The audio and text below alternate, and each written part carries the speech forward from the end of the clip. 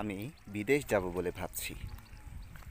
আমি কোরআন তিলাওয়াত করব বলে ভাবছি। আমি ব্যবসা করব বলে ভাবছি। এরকম কথাগুলোকে আমরা সুন্দর এবং সহজ একটা স্ট্রাকচার দিয়ে বলতে পারি।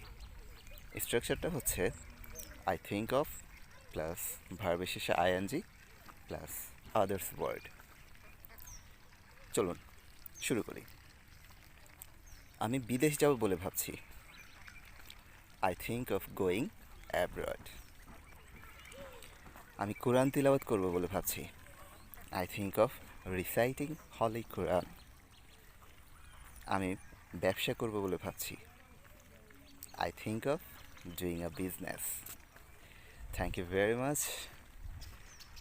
এখন আপনারা কিছু সেন্টেন্স তৈরি করুন এবং কমেন্ট করে জানান এবং আমার page Noakhali to English follow করুন এবং আমার YouTube channel English and learning subscribe করুন।